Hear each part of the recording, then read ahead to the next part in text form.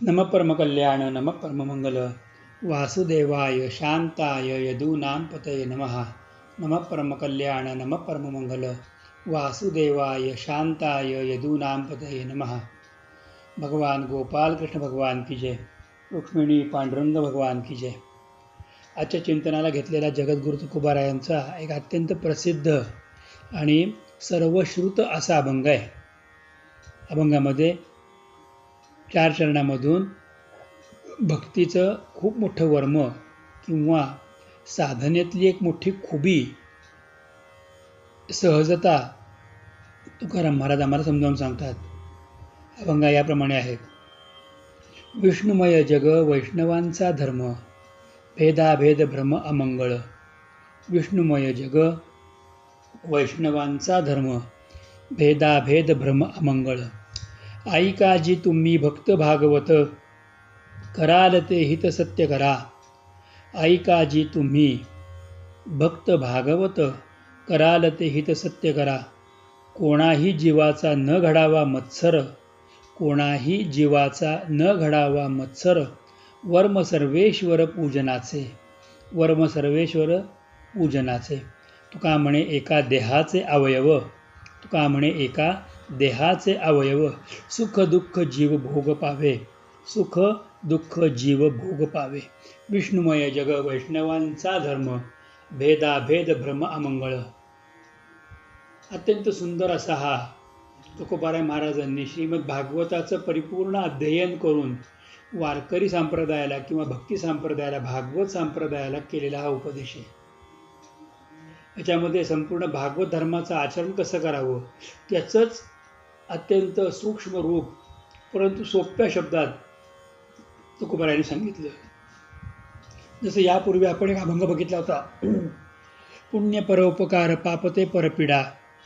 त्याच्यामध्ये पाप आणि पुण्याची सोपी व्याख्या किंवा धर्माची सोपी व्याख्या जी आम्हाला तुम्हाला समजेल आणि जेवढी आवश्यक आहे आपल्यापुरतं तेवढीच व्याख्या तुकोबारायांनी सांगितली। तसं अध्यात्म जगणाऱ्या माणसांना, भगवंताकडे जाणाऱ्या माणसांना जेवढं पाहिजे आवश्यक आहे तेवढंच तुम्हाला मी सांगणार आहे। खूप उगाचच काहीतरी तत्त्वज्ञान सांगितलं आणि खूप पांडित्य दाखवलं, खूप काही मोठं बोललं म्हणजे अध्यात्म झालं का? असं नाही। तर अत्यंत थोडक्यात पण परमतत्वाची जाणीव जर करून दिली तर आपल्याला तात्काळ आणि भगवंताच्या प्राप्तीसाठीचा मार्ग मोकळा होतो। आणि हे होत असताना कोणत्याही स्वरूपात अवडंबर माजवावं लागत नाही किंवा कोणत्याही स्वरूपात ते कठीण जात नाही। त्यावेळी असं होतं की विद्वान लोक सोपा विषय कठीण करून सांगतात, पण संत मंडळी अत्यंत कठीण विषय अतिशय सोप्या आणि मोजक्या शब्दात सांगतात। तुकोबारायांचा हा अभंग या पद्धतीचा आहे की अत्यंत मोठा विषय सोपा करून सांगितला आहे। भागवत धर्माचं आचरणाचं मर्म सांगितलं आहे। भागवत धर्माचं आचरणात काय सांगितलं? 11व्या स्कंदामध्ये नवनारायणांनी सांगत असताना भागवत धर्म म्हणजे काय की ज्याची व्याख्या किंवा ज्याच्या स्वरूपाचं चिंतन अख्ख्या भागवतभर केलं गेलं आहे, तेच चिंतन तुकोबारायांच्या अभंगात आहे। आपल्या सर्वांना माहिती असलेला श्लोक आहे, कायेन वाचा मनसेंद्रियर्वा बुद्ध्यात्मानावत अनुसृत स्वभावात करोमि यद्य सकल परस्मै नारायणाय ते समर्पये आम्ही नारायणाय ते समर्पये तत्। काया वाचे मने करून बुद्धियाने, शरीराने, इंद्रियाने आणि आपल्या पूर्व स्वभावानुसार जे जे काय आपण धर्म करतो ते सगळं भगवंतार्पित करावं, या नामी भागवत धर्म। तर तुकोबाराय महाराज आम्हाला हाच भागवत धर्म या अभंगातून समजावून सांगतात। महाराज आम्हाला म्हणतात की विष्णुमय जग वैष्णवांचा धर्म।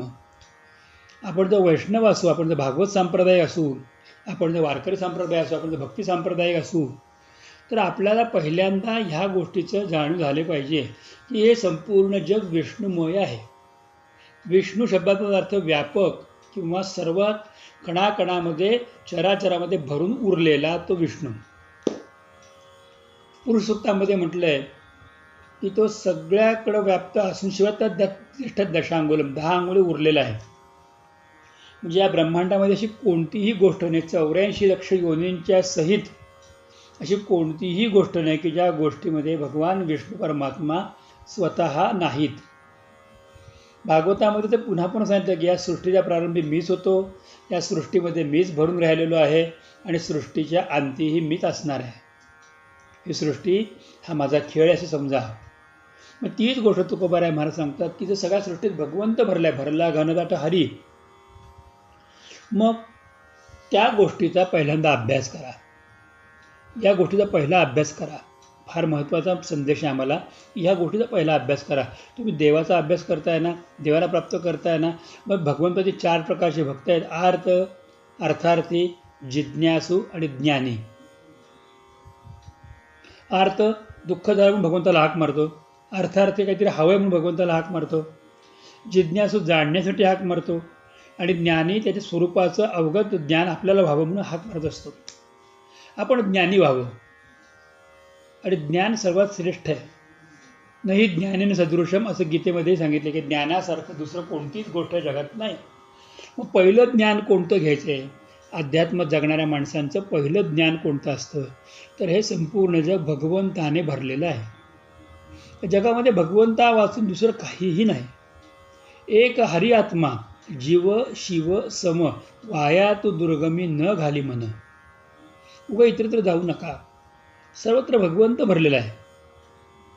आणि किंवा ज्ञानदेवा पाठ हरी हा वैकुंठ भरला घनदाट हरी दिसे. म्हणजे गुरुनी मला दिलेल्या ज्ञानाप्रमाणे हा हरी भरला घनदाट, सगळीकडे घनदाट दाट असा भरलेला फक्त भगवंतच आहे. मग वैष्णवांचा धर्म कोणता आहे? तर वैष्णवांचा खरा धर्म हे जग विष्णुमय आहे, सर्वत्र भगवंत भरलेला आहे. या गोष्टीला पहिल्यांदा आपल्या अंतःकरणाला, मनाला, इंद्रियांना आणि वृत्तीला शिकवायचे. काय सांगितलं मी आपल्याला की सर्वत्र विष्णू भरलेला आहे हे आपल्या मनाला, इंद्रियांना, अंतःकरणाला आणि वृत्तीला पण शिकवायचे. नुसतं मनाला येऊन चालणार नाही. अंतःकरणाला भावलं पाहिजे, आपल्या वृत्तीत ते मुरलं पाहिजे आणि त्याचप्रमाणे त्याचं आपण आचरणही केलं पाहिजे. आपल्या स्वभावाला पटलं पाहिजे की सर्वत्र भगवंत भरलेला आहे, तो माझ्याकडे पाहतोय. असे एकही जागा नाही की जिथे भगवंत नाही किंवा मी एकटा आहे. ह्या गोष्टीचा आपल्याला खूप अभ्यास करावा लागतो. अध्यात्मामध्ये ना खूप देवदेव करण्यापेक्षा ही पहिली पायरी आहे अध्यात्माची, ती तुम्ही सर्वांमध्ये भगवंत बघायला शिका ना. आणि हा भगवंत सर्वांमध्ये बघायला सद्गुरू शिकवतात, संत शिकवतात, परमात्म्याचे सेवक शिकवतात. हीच गोष्ट आपल्याला पहिल्यांदा अंगीकारली पाहिजे की विष्णुमय जग, या जगतामध्ये सर्वत्र भगवंत भरला आहे. ब्रह्मदेवाच्या मनामध्ये संदेह आला होता.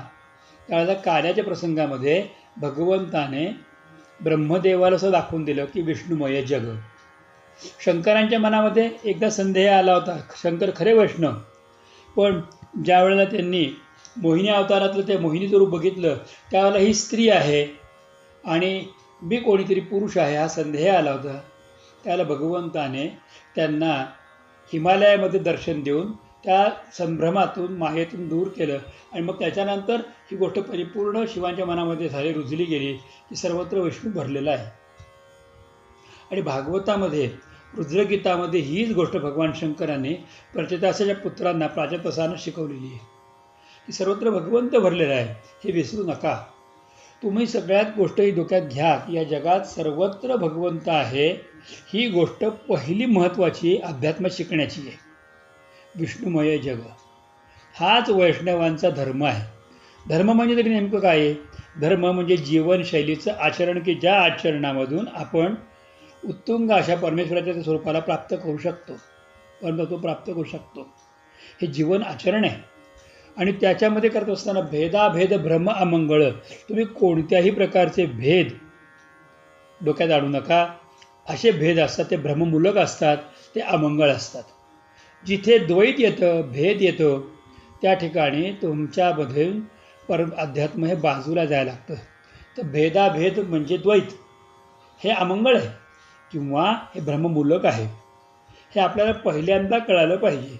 म्हणजे वैष्णवांचा धर्म कोणता आहे? तर विष्णुमय जगत आहे आणि भेदाभेद नाहीत. आणि त्यामुळे भेदाभेदाचा जर मनामध्ये विचार आला तो एक प्रकारचा भ्रम आहे आणि ती अमंगल अवस्था आहे, ती मंगल अवस्था नाही. भागवताच्या द्वितीय स्कंदामध्ये शुकदेवाने राजा परीक्षितीला प्रथम हे समजावून सांगितलं की भगवंताचं विराट रूपाचं दर्शन घडवलं. आणि विराट दर्शन घडत असताना त्यांना आतल सुतल वितल तलातल माहिती असं तर पातालापासून ते भूर्भुवस्वा महाजनातपा सत्यमपर्यंत ह्या सगळ्या रूपाच्या मध्ये, सगळ्या अवस्थांच्या मध्ये, खाली 7 वर 7 मध्ये पृथ्वीलोक आणि अनंतकोटी ब्रह्मांड, याच्यामध्ये भगवंतांचे विराट रूप कसं आहे हे समजावून सांगितलं होतं. आणि त्याच्यामध्ये कोणाचाही भेद करू नका हा वारंवार दिलेला संदेश होता की त्याच्यामधून त्यांनी सद्योमुक्ती नावाचं प्रकरण सांगितले की हे कळल्यानंतर आपल्याला सद्योमुक्ती म्हणजे तात्काळ मुक्तीची प्राप्ती होते, बाकी काहीही करावं लागत नाही. म्हणजे सद्योमुक्ती हे जे प्रकरण आहे भागवताच्या द्वितीय स्कंदामध्ये जो अध्याय येतो त्या अध्यायामध्ये आम्हाला प्रथमतः हीच गोष्ट समजावून सांगितलेली आहे.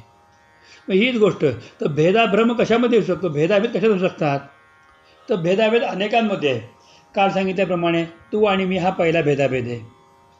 मी म्हणजे वेगळा आहे आणि तू म्हणजे कोणीतरी वेगळा आहेस, हा पहिला भेद आहे. मला असं लागतं, तुला असं लागतं, माझं असं आहे, तुझं असं आहे, हा पहिला भेदाभेद आहे. जातीभेदामध्ये पण भेदाभेद मानले. उच्च नीच वर्ण हा एक मोठा भेदाभेद आहे. त्याच्यानंतर जसं जातीत उच्च नीच आहे तसं आर्थिक निकषावरती सुद्धा भेदाभेद होतो की हा अत्यंत गरीब आहे, तो मध्यमवर्गीय आहे, तो श्रीमंत आहे, तुला काय कळतं, मला काय कळतं, तू आणि मी, ही सगळी भाषा सुरू होती. हाही भेदच आहे, हाही भ्रममूलक आहे. अरे तो भगवान परमात्मा कोणाला एका क्षणामध्ये राजा करतो तर कोणाला दुसऱ्या क्षणामध्ये अत्यंत भिकारी अवस्थेमध्ये घेऊन जातो. याच्यासाठी उत्तम उदाहरण सांगण्याची गोष्ट म्हणजे अशी की रामचरितमानसामध्ये रामजन्माची आणि रावणाच्या प्रकरणाची अनेक वेगळी उदाहरणं दिलेली आहेत. त्यामध्ये एक उदाहरण वेगळं विचित्र पण समजून घेण्याजोगतं उदाहरण आहे की त्याच्यामध्ये एकदा असं झालं की रावणाला एक मानसकन्या प्राप्त झाली आणि ती मानसकन्या प्राप्त झाल्यानंतर त्याच्या मनामध्ये विचार आला की या मुलीचं लग्न कोणाशी करून द्यायचं मी. ती बाळ रूपामध्ये असताना त्या रावणाने ब्रह्मदेवाला विचारलं की या मुलीचं लग्न मी कोणाशी करून देऊ. तर ब्रह्मदेवाने बघितलं समोर एक चतुर्थ श्रेणी कर्मचारी रस्त्याने झाडत चाललेला मुलगा होता, सफाई कामगार होता. त्या सफाई कामगाराकडे बघितलं आणि त्या ब्रह्मदेवाने सांगितलं की ही तुझी मुलगी याला देऊन टाक. रावणाला अत्यंत राग उत्पन्न झाला की ही मुलगी त्याला द्यायला सांगितली, सफाई कामगाराला द्यायला सांगितली. आणि त्यामुळे रागाच्या भरात त्यांनी सफाई कामगाराला मारायला सांगितलं, पण सफाई कामगाराला मारता आलं नाही. मग त्याने काय केलं की सफाई कामगार त्या मुलाचा उजव्या पायाचा अंगठा तोडला, त्याला 4 बोटं ठेवली आणि त्याला दूर जंगलामध्ये येऊन फेकून द्या म्हणून सांगितलं. ज्याला त्या सफाई कामगाराला दूर जंगलामध्ये फेकलं गेलं तो दुःखी होता, आपल्याला का मारलं कळत नव्हतं, अंगठा तुटलेला, रक्तबंबाळ आहे. तेवढं त्याला एक वन्य समाजाचा आदिवासी भेटला आणि त्याने त्याला औषधोपचार करून बरं केलं. पण त्याच्यानंतर काय झालं, त्या तिकडचा एक राजा वारला होता आणि हत्ती गळ्यामध्ये म्हणजे हत्तीच्या तोंडात माळा देऊन राजा शोधत होते आणि नेमकी त्याने ती माळा या मुलाच्या गळ्यामध्ये घातली. मुलाला नंतर सगळ्या प्रकारे राजाची ट्रेनिंग दिलं गेलं आणि मुलगा पुढं राजपुत्र म्हणजे राजाच झाला.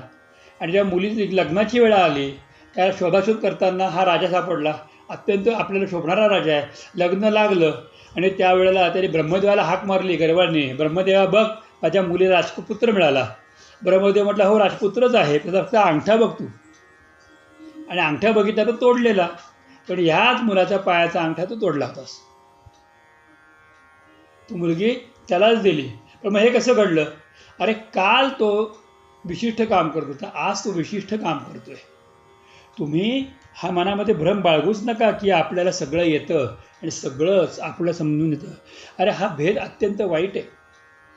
उच्च नीचतेचा किंबहुना जाती अस्पृश्यतेचा, शिक्षणाच्या बाबतीतला भेदाभ्रम, आर्थिक लाभाच्या बाबतीतला भेदाभ्रम, जेवायला वाढत असताना एकाला एक पंक्ती प्रपंचाचा भेदाभ्रम, ज्ञान देत असताना सुद्धा ज्ञानामध्ये भेदाभेद करणं, हे सगळ्या गोष्टी ज्या आहेत ना ह्या पुढे जाऊन भ्रममूलक आहेत आणि वैष्णवांनी या भ्रममूलक गोष्टीमध्ये अडकायचं नाही. हा पुढचा नियम सांगितला, कारण या गोष्टी अमंगळ आहेत. अमंगळ शब्दाचा अर्थ असा की या अमंगल अपवित्र असून असं करणाऱ्या माणसाच्या अंतःकरणाला आणि त्या माणसाला त्या गोष्टी वैष्णव धर्मापासून दूर नेतात, अर्थात त्याला अपवित्र करतात. तो भगवंतापासून दूर जातो. एकाला एक दिलं, एकाला एक केलं, एकाशी एक वागला, एकाशी एक वागला, हे वैष्णव धर्माला साजेसं नाही आहे. हे याच्यामध्ये हा फार मोठा दोष आहे.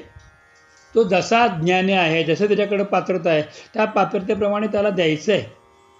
पण त्याची पात्रता आहे त्याप्रमाणे अधिकार त्याचा करूपदेश या अभंगाच्या चर्चेमध्ये आपण जी चर्चा ऐकलेली आहे की जसं जसा अधिकार तसं तर अधिकाराप्रमाणे ज्ञान दिलं गेलं पाहिजे. पण त्याच्या ठिकाणी हा अमुक आहे तो तमुक आहे अशा स्वरूपाचा भ्रम करू नका. कारण ह्या भ्रमामुळे, या भ्रमाला बाळगल्या कारणामुळे आणि या भ्रमाचंच मनामध्ये घर झाल्या कारणामुळे आपण वैष्णव धर्मापासून, भागवत धर्मापासून, भगवत धर्मापासून, भगवंतापासून खूप दूर जातो. पाहता पाहता पाहता आपल्याला लांब जावं लागतं. भागवत रामायणामध्ये उदाहरण आहे की त्या शबरीला आणि त्या मातंग मुनींना गौण समजल्या कारणामुळे त्यावेळेच्या ऋषीमुनींना त्रास झाला होता. आणि नंतर तर शबरीच्या गौण मानल्या कारणामुळे तिला पंपा सरोवराला हात लावून स्पर्श करायचं म्हणून सांगितलं होतं. तर पंपा सरोवरामध्ये संपूर्ण आळ्या पडल्या, पाणी खराब झालं. आणि त्यावेळेला देववाणी होऊन सांगितलं गेलं की शबरीचे पाय धुवा आणि तिचे तीर्थ पंपा सरोवरात टाका, तर हे पाणी शुद्ध होईल. तेव्हा सगळ्यांना शबरीचा अधिकार कळाला, ते करावं लागलं होतं. तर त्यामुळे वैष्णवांनी, भगवत धर्म जाणणाऱ्या माणसांनी तुम्ही ही गोष्ट पहिली लक्षात घ्या की भेदाभेद भ्रम ज्याच्या अंतःकरणाला प्राप्त झाला, भेदाभेदाचा भ्रम, तो अमंगळ स्वरूपाचा आहे. अभंगामध्ये कुठे पॉज द्यायचा आणि कुठल्या शब्दाकडे जोर द्यायचा याकडे लक्ष देणं फार गरजेचं आहे. तर भेदाभेद हा भ्रम आहे, हा अमंगलकारक आहे. पण हे तुम्हाला मी काय सांगतो, अत्यंत विनंतीपूर्वक तुकोबाराय महाराज आणि तुकोबाराय संत आहेत, ते विनंतीने सांगतात, ऐका जी तुम्ही भक्त भागवत. अहो तुम्ही ऐका, हे तुम्ही जे भागवत श्रवण करणारे किंवा भगवंताचे जे निस्सीम भक्त आहात ना, तुम्ही ऐका आणि कराल तर हित सत्य करा. जय तुम्हाला हित साधायचं आहे ना, भगवत भक्ती करून, भागवत ऐकून, परमेश्वराचे गुणगान गाऊन, परमेश्वराला आळवून, या सगळ्याचा यथार्थपणे हित म्हणजे सत्य या रूपाला तुम्ही प्राप्त करा. व्हा, कारण भगवान सत्यात्मक आहे आणि भगवंताला सत्य फक्त आवडतं. या जगातलं वैष्णव सत्य काय आहे, तर विष्णुमय जग हे वैष्णव सत्य आहे. आणि ह्या सत्याला जर तुम्ही पाठ फिरवली, या सत्याला जर नीट मनामध्ये आणलं नाही, तर तुम्ही भागवत ऐकल्याने हित नाहीच होणार. पुष्कळ लोक म्हणतात की अनेक वेळा भागवत ऐकून सांगून याचा फरक का नाही पडला. त्याचं कारण असं आहे की त्याने जो वैष्णवांचा धर्मच जाणला नाही, खऱ्या भक्तीला ते लागले नाहीत. न घडो कोण्या जीवाचा मत्सर पुढे म्हणणार आहेत. तर एक खरी भक्तीचं तो खरी खोटी गोष्ट तीच आहे की भागवत ऐकतायत, तुम्ही भक्त भागवत आहात ना, भागवताचे भक्त आहात ना, तुम्ही भगवंताचे भक्त आहात ना, भागवती आहात ना, मग तुम्ही निस्सीम भक्त आहात ना, मग तुम्ही ऐका आणि आपलं हित कशात आहे ते समजावून घ्या आणि हिताला सत्यरूप मानून त्या सत्याचं आचरण करा. तुम्ही डोळे बंद करून एखादी परमार्थ करू शकत नाही. तुम्ही डोळे बंद करून नैवेद्य दाखवला, पण जर डोळ्याच्या पुढे नैवेद्याचे म्हणजे नाकात वास नैवेद्याच्या पदार्थात असेल आणि मनामध्ये हा विचार आला की आता नैवेद्य झाला की पहिल्यांदा मी गाजर हलवा कसा तो खाऊन बघतो, तर नैवेद्य देवापर्यंत जात नाही. पण डोळे उघडे ठेवून जर आपण ही कल्पना मनामध्ये आणली की हा भगवंत नैवेद्य खातोय आणि एखाद्या लहान मुलाला जेवायला किती वेळ लागतोय, त्याप्रमाणे थोडासा वेळ देऊन जर आपण भगवंताला हळूहळू त्याला खाऊ घातलं, किंवा पिलाला पक्षीने पण चारा भरवते तसं हळूहळू भगवंताला खाऊ घातलं आणि तसं जर केलं आपण आणि थोडा वेळ थांबलो आपण भगवंताच्या समोर आणि तो भगवंत खातोय ही आधी कल्पना करा, मग त्याच्यानंतर प्रत्यक्ष दिसायला लागेल, तुम्हाला अनुभव यायला लागेल. तर ते जे परमतत्व आहे ना, ते तुम्ही समजावून घ्या. म्हणून आपण नेहमी म्हणतो की गुरुमंत्र ज्याला प्राप्त झाला आहे त्याने नैवेद्य दाखवल्यानंतर 12 वेळा गुरुमंत्राचा जप करावा. ब्राह्मण असेल आणि पौंजीबंधन झाला असेल तर त्याने 12 वेळा गायत्रीचा जप करावा आणि तोपर्यंत नैवेद्याचं ताट असं समोर हातात धरून उभारावं. हे 12 वेळा का, तर प्रत्येक व्यंजन भगवंताने घ्यावं. कारण सूर्य 12 आहेत, द्वादशादित्य आहेत की ज्यांचं वर्णन 33 कोटी देवांच्या मध्ये येतं आणि भागवताच्या 12व्या स्कंदामध्ये पण 12 सूर्यांचं वर्णन आलेलं आहे. हेच 12 सूर्य महत्त्वाचे. आणि सूर्याच्या रूपामधूनच अन्न निर्माण होतं आणि ते अन्न भरलं जातं चंद्राच्या रूपातून. तर ते सूर्य आणि चंद्राला ध्यानात हृदयात धारण करून आपण त्या भगवंताला भोजन करा म्हणावं, तर तो भगवंत जेवतो. त्यामुळे तुम्ही पहिल्यांदा कुठं कर लक्षात घ्या की ऐका जी तुम्ही भक्त भागवत. तुम्ही स्वतःला भगवंताचे भक्त म्हणत असाल तर ऐका. कराल ते हित सत्य करा. तुमचं हित कशामध्ये आहे? निस्सीम भक्त आहात ना तुम्ही, मग हित कशात ते पहा आणि आधी सत्य करा.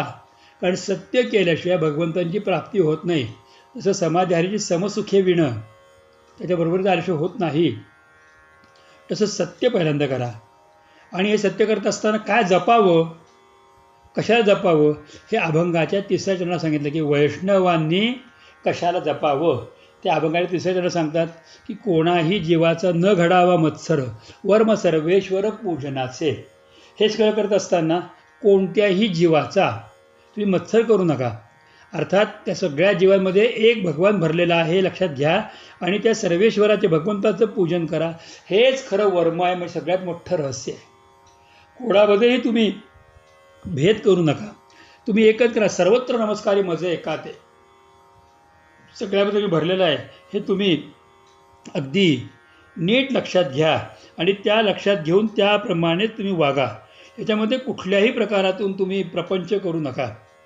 तुम्ही प्रपंच देवामध्ये करू नका, तुम्ही प्रपंच देवतांमध्ये करू नका, तुम्ही प्रपंच गुरुमध्ये करू नका, तुम्ही प्रपंच पंथामध्ये करू नका, तुम्ही प्रपंच जातीमध्ये करू नका, तुम्ही प्रपंच धर्मामध्ये करू नका, तुम्ही प्रपंच अर्थामध्ये करू नका, तुम्ही प्रपंच संसारामध्ये करू नका. म्हणजे वर्म सर्वेश्वर पूजनाचे. हे कसं आहे मी सांगतो. आपण देवात प्रपंच करतो. काही लोक म्हणतात की मी फक्त विठ्ठलाची भक्ती करतो, काही लोक म्हणतात मी शिवाची भक्ती करतो, काही लोक म्हणतात मी देवीची भक्ती करतो, दत्तांची भक्ती करतो, मी गुरूंची भक्ती करतो. तर तुम्ही त्याप्रमाणे एकाचीच भक्ती करतात असं म्हणून तुम्ही प्रपंच का करता? तुम्ही ज्याची उपासना करता ना त्याला सर्वत्रामध्ये पाहायला शिका ना. कृष्णाचे उपासकात तुम्ही सगळ्यात कृष्णाला पहा, रामाचे उपासकात तो सगळ्यात रामाला पहा, शिवाचे उपासकात तर शिवाला सगळ्यामध्ये पहा, कृष्णाचे उपासक सगळ्या कृष्णाला सगळ्याकडे पहा, विठ्ठलाचे उपासक असाल तर विठ्ठलाला सर्वत्रामध्ये पाहायला शिका, तो अभ्यास करा. देवीचे उपासक असाल तर देवीला सर्वामध्ये पहा, किंबहुना गुरूंचे उपासक असाल तर गुरुला सर्वामध्ये पहा. देव विठ्ठल, देवपूजा विठ्ठल, तीर्थ विठ्ठल, क्षेत्र विठ्ठल हा नामदेव महाराजांचा प्रसिद्ध अभंग आहे. त्या अभंगामध्ये त्यांनी गुरु विठ्ठल, गुरु देवता विठ्ठल पण म्हटलं, निधान विठ्ठल, निरंतर विठ्ठल. आणि नामा म्हणे मज विठ्ठल सापडला म्हणून कळीकाळा पार नाही असं नामदेव प्रेमाने सांगतात. कारणाचं गोष्ट आहे की मला हे वर्म कळलं की देवात भेद नाही, देवतांच्यामध्ये भेद नाही, गुरूंमध्ये भेद नाही. काही लोक म्हणतात माझे गुरु सर्वात श्रेष्ठ आहे, मी यांचा शिष्य आहे, मी त्यांचा शिष्य आहे, मी हे माझे गुरु सर्वात मोठे आहेत. मला एक सांगताना फार विषाद वाटतो, खरी गोष्ट प्रवचनात चर्चेत घेऊ नये, पण तरी मी सांगतो की एक महान संत 5-7-10 वर्षापूर्वीपर्यंत त्यांचं नाव फार बोला फार मोठा होता. आणि त्या महान संतांचे बोलायला लागल्यानंतर त्यांचं ऐकावं असं वाटायचं, खूप लोक ऐकायचे. आणि त्यावेळेला पंतप्रधान वगैरे पण त्यांच्या भेटीला गेले होते भारताचे. आणि मंत्री संत्री वाजंत्री गेले, त्यात काही विशेष नाही. त्या संतांनी अनेक ठिकाणी आश्रमं केली, अनेक ठिकाणी त्यांच्या संस्था निघाल्या, गावोगावी संस्था निघाल्या. आमच्या धुळ्याला पण त्यांनी संस्था होती त्या संतांची. सगळीकडे त्यांचा बोलाबाला झाला, घरोघरी त्यांचे फोटो, घरोघरी त्यांचं नाव जय जयकार होता. आणि त्यांचे शिष्य असं म्हणायचे की आमच्या गुरूंसारखा गुरु नाही. आज इतके गुरु झाले. आणि एकदा तर माझी चकमक अशी उडाली होती, मी एकदम गप्प बसलो होतो त्यांच्या पुढे. तुम्ही म्हणे काय सांगता यांची नावं, त्यांची नावं घेता, कुठून तरी विषय निघाला होता माझा. मी विषय काढला होता श्री परमपूजनीय प्रातस्मृत डोंगरेवजी महाराजांचा विषय काढला होता की भागवत शिकावं डोंगरे महाराजांच्याकडून. भागवताचं खरं ज्ञान या जगतामध्ये आता प्रसिद्ध आहे डोंगरे महाराजांचं. जसं भगवद्गीता ज्ञानेश्वरांनी समजून सांगितली, जसं वेदांना आणि उपनिषदाला भागवताला तुकोबाराने समजून सांगितलं, तसं मूळ भागवत ग्रंथाकडे पाहायची दृष्टी डोंगरे महाराजांनी दिली. असं मी विधान केलं, संस्थांमध्ये बसूनच मी विधान केलं. आणि त्यावेळेला तो त्या गुरूंचा शिष्य होता, त्यांनी भयंकर विरोध केला मला. म्हणजे तुम्ही आज आमच्या गुरूंना ओळखलं नाही, आमचे गुरु म्हणजे केवढे मोठे, काय फार मोठा वादंग झाला. मी हात जोडले, म्हटलं तुमचे गुरु निसंशय मोठे आहेत, पण मी भागवतामध्ये बद्दल विषय मांडला होता की डोंगरेजी महाराज हे भागवताच्याबद्दल आपल्याला सूर्याप्रमाणे आहेत. त्यांच्यामुळे मला तरी भागवत कळालं. मी प्रथमतः सगळ्यांना सांगायचो की भागवताचं विवरण मी डोंगरे महाराजांच्या पुस्तकाच्या आधारे केलेलं आहे. सुरुवातीला नक्की बोलत होतो मी, कारण त्यात लपवायची गोष्ट काय आहे. संतांचं नाव घेताना ते जीभ जड होत असेल तर त्याच्यात दुर्दैव ते कोणतं. पण नंतर दुर्दैवाने काही फेरे फिरले आणि त्या संतांना अटक झाली. आजही ते तुरुंगामध्ये आहेत, जीवित आहेत, तुरुंगात आहेत. आणि आता त्यांचे आश्रम मोडली गेली, साधक मोडले गेले, शिष्य मोडले गेले. मध्यंतरी धुळ्यामध्येच एक भागवताचं सप्ताह होता. एका कनकेश्वरी माता म्हणून भागवताला सांगायला आल्या होत्या. मी आवर्जून त्यांच्या कथेला गेलो होतो. तिथे मला ते शिष्य भेटले आणि सहज बोलता बोलता किती सुंदर सांगितलं माननी. मी असा हात केला तर तरी माझा हात धरला, मला बाहेर बोलवलं. म्हणजे पूर्वी तुम्ही डोंगरे महाराजांना चांगलं म्हणत होते, आता तुम्ही कनकेश्वरी माना चांगलं म्हणताय. म्हटलं मी काय सांगितलं की या भागवतातला मुद्दा याने किती सुंदर सांगितला. म्हटलं तुमच्या गुरु महाराजांचं काय झालं. नाव काढू नका हो तुम्ही, आम्ही फसलो, आम्ही मानतच नाही. मी उलट तुम्हाला विनंती करतो, महाराज मला क्षमा करा, मी तुमच्याकडे येतो, मला गुरुमंत्र द्या. म्हटलं तेवढी माझी पात्रताच नाही आहे. हा जो काही भ्रम आहे ना, हा जो भेद आहे ना, हा अध्यात्माला कुठे वर नेणारा नाही. पंथाचा भेद करतात. आम्ही शैवपंथी आहोत, आम्ही वैष्णवपंथी आहोत आणि ह्या भेदाचे फार मारामाऱ्या होतात. 2 एकादशा आल्या की पहिली एकादशी दुसरी एकादशीचा विचार आला की आम्ही शैव आहोत, आमची पहिली एकादशी. पंचांग काय सांगतं, सूर्याने तिथी कोणती पाहिजे जाऊ द्या, पंचांग काय सांगतं. तुम्ही कुठले दुसरी एकादशी करता. सूर्योदयानंतर फक्त 20 मिनिटं एकादशी म्हणून द्वादशी तुम्ही उपवास करता एकादशीचा, आणि एकादशी तुम्ही चेंदून घेता. मी ऐकलेच बोल हे सगळे. म्हटलं बाबा आम्हाला बाकी काही एवढं कळत नाही. भागवतात सांगितलं आहे साधन द्वादशीचं व्रत करायचं अंबरीशाचं, आणि अंबरीश आमच्या दृष्टिकोनातून महाभागवत आचार्य आहेत. मग जे त्यांनी सांगितलं, कृष्णाने सांगितलं ते आम्ही करतो. काही काही लोक राम जन्मावरनं कटकट करतात, कृष्ण जन्मावरनं कटकट करतात. श्रावण महिना आहे, वद्य पक्ष आहे, अष्टमीच पाहिजे, रोहिणी नक्षत्र पाहिजे, असंच पाहिजे, तसंच पाहिजे. पण बहुतेकांचा कृष्ण जन्म हा 2-2दा येतो. आज आमचा, उद्या त्यांचा. आणि अनेकांचे असे अगदी मोठे मोठे वैष्णव संतसुद्धा, भागवत भारतीय संप्रदाय संतसुद्धा असं करतात. काय महाराज तुम्ही वेड्यासारखं आज एक रामजन्म की कृष्णजन्म केला, आमचा उद्या आहे, दाते पंचांगाला बघू नका, तुम्ही काय दिले ते बघा. अशा वेळेला हात जोडावेत, नमस्कार करावा. आणि त्यावेळेला एकच, भेद करू नका. मार्गाचा पंथाचा भेद नको, मार्गातला भेद नको. कुठलाही भेद न करता त्याचबरोबर कुठल्या जीवाचा पण मत्सर होता कामा नये. जीवाचा मत्सर होता कामा नये. मग खेळते डास चावतात त्यांना काय करायचं. मनामध्ये प्रश्न होता. डास चावतात मग त्यांना वारायचं नाही, म्हणजे हाकलायचं नाही. त्याचं उत्तर मला शुकतालला गेलो तर दंडी आश्रमामध्ये मिळालं. दंडी आश्रमामध्ये काही साधू लोक राहायला तिथे आहेत अजूनही आहेत. तर त्यांच्या खोलीमध्ये पंखा पण नाही आणि ते साधू लोक बसतात, डास येतात, त्यांना तर हिवताप येतो, त्रास होतो. एका सध्या पंख्याने ते नुसते करत असतात, पण कधी मच्छरागती लागत. ते म्हणतात की अगर काटना ही है और इसी से जाना है तो भगवान ने वही रूप लेके हमारे लेने के लिए आया है, तो हम क्यों मना करें. त्या दिवशी मी त्या संतांना नमस्कार केला. म्हटलं ही बुद्धी माझी कधी व्हावी. मग माझ्या डोक्यामध्ये विचार आला की ज्ञानेश्वर महाराजांनी 13व्या अध्यायामध्ये याच्याबद्दल काय सांगितलं. आणि मन एकदम शांत झालं.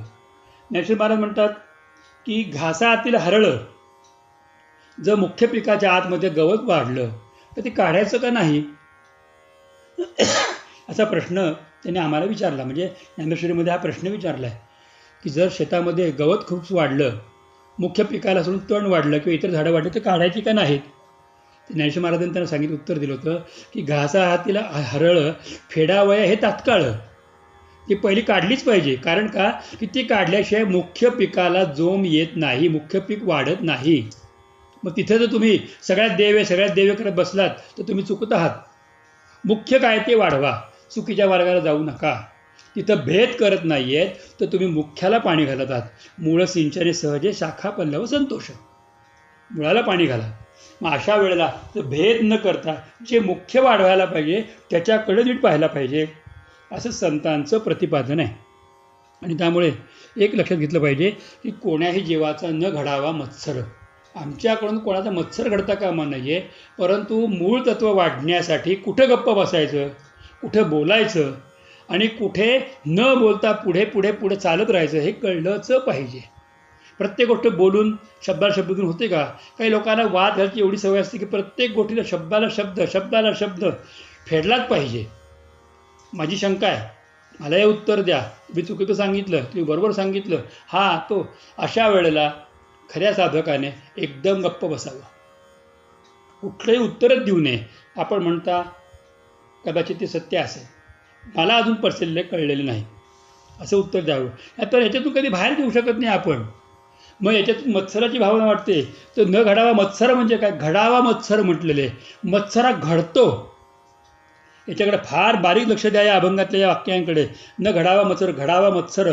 आपण मत्सराला घडवतो. हा असाच का वागला? काही लोकांना सवय असते इकडे थुंकायच्याकडे बघून, काही लोकांना सवय असते कुठे हाड हाड हाड करायची. मी सरळ त्यांच्याकडे हात जोडतो, देवा यांना तू बुद्धी दे, उगत रागवतायत, उगत बोल, यांना बुद्धी तू दे देवा. यांची बुद्धी अशी आहे ना, मी समजून सांगायला गेलो ते माझं ऐकणार नाहीत. यांची बुद्धी ज्या क्षणाला त्यांची पालटेचं वेळ येईल ना त्यावेळी बुद्धी पालटेल. पण तोपर्यंत या बुद्धीत कितीही कोणी सांगितलं तरी ह्या बुद्धीत फरक पडणार नाही, आणि ती वेळ आलेली नाही. कदाचित अजून 5-6 जन्म घेतील. संतांच्या सहवासात राहून देवाची पूजा करून जर ही बुद्धी असेल आपल्यामध्ये, तर समजावं की हा मत्सर मनाने घडवलेला आहे. ज्याप्रमाणे कुंभार मातीपासून मडकी बनवतो, कुंभार मातीपासून पणत्या बनवतो, कुंभार मातीपासून भांडी बनवतो, असं हा व्यक्ती म्हणजे ही कुंभार हा प्रत्येकातले गुणदोष काढून आणि त्यातल्या प्रत्येकातल्या दोषांवरती जास्त जोर देऊन तो पुढच्याचा मत्सर करतो. म्हणून तुकोबाराय महाराज वैष्णवानं सांगतो असताना पुढचं वाक्य सांगतात, न घडावा मत्सर. आपण मत्सराला घडवूच नाही. का चांगलं घडवता येत नाही का? चांगले विचार देता येत नाहीत कोणाला? एका तरी संतांनी आम्हाला वाईट विचाराने घडवलं आहे का? एका ठिकाणी तर फार छान म्हटलेलं आहे, आम्ही बी घडवलं, तुम्ही बिघडा ना. आपण घडलो, बाकीच्यांना का आपण का घडवू नये? तर न घडावा मत्सर याच्यामध्ये की का रागवायचं कोणावरती, का बोलायचं? अरे आयुष्य आहे तरी किती, आणि त्या आयुष्यामध्ये प्राप्त काय करायचं आहे? त्या प्राप्त करण्याच्या गोष्टीकडे जर न पाहता आम्ही इतरच गोष्टीवर लक्ष ठेवून असू, तर आम्हाला आमच्या जीवनामध्ये काय मिळवता आलं आणि काय मिळवलं आम्ही? तर मत्सर हा होत नाही, मत्सर हा केला जात नाही, तर मत्सर हा बुद्धिपूर्वक घडवला जातो. ती वाईटच आहे, तो वाईटच आहे, ते वाईटच आहेत, हे वाईटच आहेत, ते सगळे वाईटच आहेत. आणि मग चांगलं कोण आहे? मला तर सगळे वाईट दिसत आहेत, मग चांगलं कोण आहे? कारण मी माझ्या चाकावरती, आयुष्याच्या गोल चक्रावरती मातीचा जो ओला गोळा ठेवला आहे, त्या ओल्या गोळ्यामधून मूर्ती बनवत नाही आहे, तर मी मत्सर बनवतो आहे, मी मत्सर घडवतो आहे. याच्याकडे कृपया खूप पहा, असं तुकोबाराय महाराज सांगतात. आणि त्याच्या अर्थाचं विवेचनाचा प्रयत्न मीही प्रेमपूर्वक करण्याचा प्रयत्न करतो आहे. कारण हेच वर्म आहे, वर्म सर्वेश्वर पूजनाचे, भगवंताचं सर्वेश्वराचं पूजन करण्याचं जे मोठं रहस्य जे काही आहे ना अध्यात्मातलं, ते रहस्य हेच आहे की मत्सर होत नाही, मत्सर घडवला जातो, आपल्याकडून घडतो. सगळ्यांना हे कसं काहीतरी दूषण, काही काही लोकांच्या डोळ्यामध्ये एवढी विचित्र सवय असते ना, कुठलीच चांगली गोष्ट बघितल्यानंतर हॅ छे हॅ, तोंड वाकडं हॅ छे, प्रत्येकात बोल काढतील, प्रत्येकात बोल लावतील, प्रत्येकात. कधी कोणाचं चांगलं म्हणतील तर यांना कोणीतरी शपथ घातलेली आहे, हॅ गेला उच्च तंगड्या करून. तर हे काय? तर हे मत्सर घडवलं जातं. मी त्यावर जास्त भाष्य करणार नाही, कारण ते योग्य पण नाही. तर वर्म सर्वेश्वर पूजनाचे काय आहे? तर हे वर्म आहे की मत्सर घडू देऊ नका, भेदाभेद होऊ देऊ नका. तुम्ही जे करणार आहात ते हिताचं करा, सत्याचंच करा, आणि सर्वत्र विष्णू भरलेला आहे, हा वैष्णवांचा धर्म आहे, हे चुकू देऊ नका. म्हणजे वैष्णवांचा धर्म, भेदाभेद हा भ्रम आहे, तो तुम्हाला अमंगल करतो. तुम्ही भागवत जमणारे ऐकणारी माणसं आहात, तुम्ही हिताचे त्याच गोष्टी करा, सत्याचं आचरण करा, आणि कोणाचंही जीवाचं मत्सर करू नका. कारण मत्सर केला जात नाही, तर मत्सर घडवला जातो. हे सर्वेश्वराचं पूजनाचं वर्म म्हणजे रहस्य आहे. तुकोबारायांनी अभंगाच्या शेवटच्या 4थ्या चरणामध्ये अजून एक मोठं रहस्य सांगितलं. तुकाराम महाराज म्हणतात, तुका म्हणे, एका देहाचे अवयव सुख दुःख जीव भोगे पावे, हे कळण्यासाठी मी तुम्हाला आधी एक उदाहरण सांगतो. ज्यांनी महानुभाव संप्रदायाची स्थापना केली ते चक्रधर स्वामी महाराज, लीला चक्रधर, त्यांचे लीलाधराचा त्यांनी ग्रंथ लिहिला. त्यात लीळाचरित्र नावाचा त्यांनी ग्रंथ लिहिला. लीळाचरित्र तो ग्रंथ लिहिला. त्या लीळाचरित्राचा पहिलाच अध्याय तो आम्हाला पाठ्यपुस्तकात शिकायला होता. मी जेव्हा शिक्षण घेत होतो त्यावेळेला तो शिकवायला धडा होता. एक छोटासा धडा होता. कोणे एके गावी हाती आला, कोणे एके हाती पाहिला. सोंड देखिली तो म्हणे हाती मुसळा ऐसा. पाऊ देखिले तो म्हणे हाती खांबा ऐसा. कानू देखिले तो म्हणे हाती सुपा ऐसा. पाठ देखिली तो म्हणे हाती भिंती ऐसा. पूछ देखिली तो म्हणे हाती खराटिया ऐसा. तेथे एक डोळसू आला. डोळसू बोले, हे तो हत्तीचे एकेकू अवयव होय. आता तो पूर्ण धडा आजही पाठ आहे. छोटासा धडा होता पण तीच गोष्ट. अरे तुमच्या दृष्टीला तुम्ही सगळे आंधळे आहात का रे? पाय बदलतात तो हत्ती खांबासारखा आहे. सोंड धरतो तो हत्ती मुसळासारखा आहे. कान धरतो त्याच्या हाताचा कान आला तो म्हणतो की हत्ती सुपासारखा आहे. पाठ हिला हात लावतो तो हत्ती भिंतीसारखा आहे. शेपूट धरतो तो हत्ती खराट्यासारखा आहे. तुम्ही एकच गोष्ट पाहताय पण डोळच बघतो हा संपूर्ण म्हणजे हत्ती आहे. तसं तुकोबाराय म्हणतात की तुका म्हणे एका देहाचे अवयव हे सगळे भगवान विष्णूंच्या देहाचे अवयव आहेत. जेवढे जीव जंतू दिसतात ना हे सगळे रोमरोमामध्ये जेवढी आपल्या अंगावर भगवंताच्या अंगावर जेवढी रोम आहेत ना तेवढी जंगले आहेत. भगवंताच्या भुवया आहेत तेवढे वेगवेगळे ठिकाण आहेत. भगवंताचे डोळे आहेत तेवढी महान अशी सरोवर आहेत. भगवंताचे केस आहेत ते सगळ्या तारकापुंज आहे. भगवंताच्या मस्तकावरती मुकुट आहे ते अनंत कोटी ब्रह्मांड आहेत. भगवंताचे कान आहे त्या दिशा आहेत. भगवंतांचा गळा आहे तो इथल्या सुंदर ओंकाराचा नाद आहे. भगवंताचे बाहू आहेत ते भगवंताचं विराट संपूर्ण धारण केलेलं शरीर आहे. भगवंताचं वक्षस्थळ आहे ते वक्षस्थळ जणू काही भगवंताने तुम्हाला राहायला दिलेली जागा आहे. भगवंताची नाभी ही पृथ्वीलोक आहे. भगवंताचं उपस्थस्थान जननेंद्रिय आणि गुदस्थान या दोघांचे वर्णन केले. जननेंद्रिय हे प्रजापतीचं स्वरूप आहे आणि गुदस्थान त्यागाचं स्वरूप आहे. पावलं ही पातळाचं स्वरूप आहे.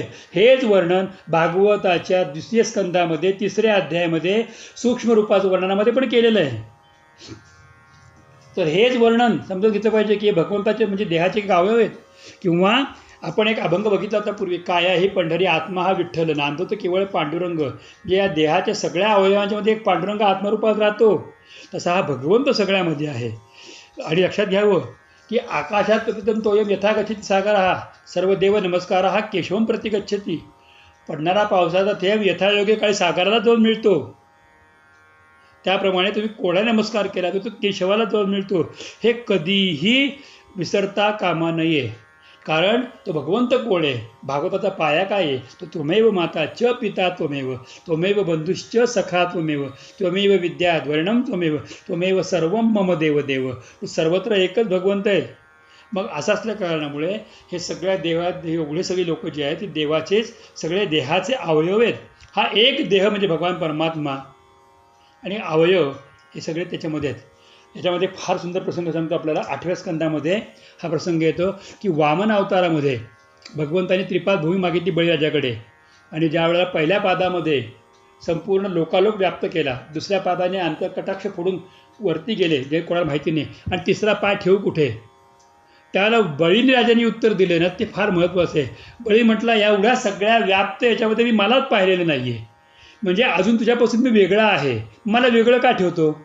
मग पदम तृतीयम सृष्टीमध्ये ही निजम तर माने तुझ्यामध्ये समाविष्ट कर. जर तुम्हाला वेगळा मानत असशील तर तिसरं पाऊल माझ्या डोक्यावर ठेव, कारण मी वेगळा आहे. हीच गोष्ट तुकोबाराय महाराज अभंगाच्या 4थ्या चरणात सांगतात की तुका म्हणे एका देहाचे अवयव आणि सुख दुःख जीव भोग पावे. आपण दुसऱ्याला सुख दिलं ते आपल्याकडे सुखरूपात परत येणार आहे. आपण दुसऱ्याला त्रास दिला, दुःख दिलं ते कुठल्या ना कुठल्या रूपामध्ये आपल्याकडेच परत येणार आहे. याच्यावरती खूप बोलता येईल, खूप उदाहरणं देता येईल, पण वेळेच्या मर्यादेनुसार याच्यावरती आपण चिंतन करा. आपण जसं दुसऱ्याशी वागतो ते सगळंच्या सगळं आपल्याकडे तसंच त्याच आयुष्यात परत येत असतं. नंतरच्या आयुष्याचं काही कोणी बघितलेलं नाही. जे आहे ते आत्ताच तुम्ही जसं तो कशी वागाल, तुम्ही पती पत्नी, पुत्र पिता, भाऊ भाऊ, मित्र मित्र, गोत्रज, समाज, देश ज्याच्याशी जसं वागाल तेच तुमच्याकडे परत येणार आहे. दुसरं काहीही परत येणार नाही. हे कधीही विसरू नका. आणि म्हणून सुख दुःख जीव भोग पावे. ते सुख दुःख होऊन ते जीवाचे भोग, कारण भोगावं लागतं, ते पाप असतं, ते पाप तुम्हाला फेडावं लागेल. असं तुकोबाराय महाराजांनी गुप्तरित्या सांगितलं. भोग पावे म्हणजे तुम्ही जर भेद केला तर त्या योगातून पाप घडतं, आणि ते पाप बाकी तुम्हाला जीव भोग पावे, या जीवाला ते पाप भोगावं लागेल. मग त्यासाठी सांगितलेल्या नरकांची यातना भागवतामध्ये वर्णन केले पंचमस्कंदात. त्या नरकामध्ये तुला जाणं हे नक्की सत्य आहे, ते भोग भोगावे लागतील. या सगळ्याच्यामध्ये आम्हाला फार प्रेमाने तुकोबाराय महाराज धर्म सांगतात, वैष्णव धर्म सांगतात की जर सगळ्यामध्ये भगवंताला पाहत असाल तर विष्णुमय जग आहे, लक्ष विसरून घेऊ नका, विसरू नका. हाच वैष्णवाचा धर्म आहे. तुम्ही कुठल्याही प्रकाराने भेद करू नका, कारण भेदाभेद हे भ्रमाचं मूळ कारण आहे. आणि एकदा का भ्रम झाला की तुमचा पवित्र देह हा अमंगल होतो.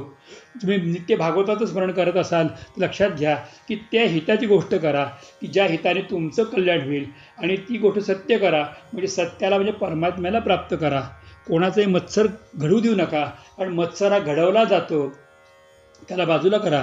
हेच वर्म आहे अध्यात्माचं, आणि हेच सर्वेश्वराचं पूजन आहे. तुकोबाराय म्हणतात की अखंड ब्रह्मांड ज्ञात अज्ञात सहित जे काही आहे ते सगळं भगवान विष्णूंनी रूपामध्ये भरलेलं आहे. आणि त्याच्यामध्ये आपण त्याला जे करतो ते आपल्याला, ज्याप्रमाणे डोंगरामध्ये आवाज दिल्यानंतर प्रतिध्वनी आपल्यालाच ऐकायला येतो, तसं आपण जे जे करू ते सगळं आपल्यालाच भोगावं लागतं. यात कोणताच संशय नाही. हेच भागवत धर्माचं वैशिष्ट्य आहे. हा अभंग पूर्णपणे भागवत धर्म सांगणारं, महत्त्व सांगणारा, आणि आम्हाला भक्तीचं आणि जगामध्ये भगवंताला प्राप्त कसं करावं त्याचं वर्म सांगणारा हा अभंग आहे. खूप मोठी सेवा आहे.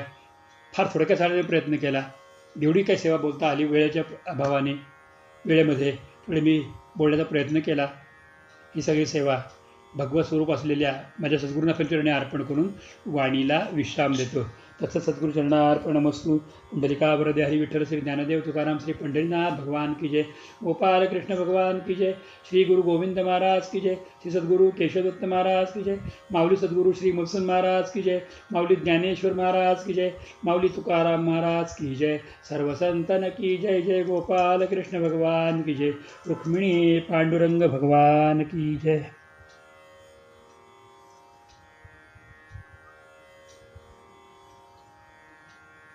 सर्वांना आणि सर्वांतर्यामी असलेल्या परमेश्वराला माझा प्रेमपूर्वक नमस्कार. जय श्री कृष्ण, जय श्री कृष्ण, जय श्री कृष्ण.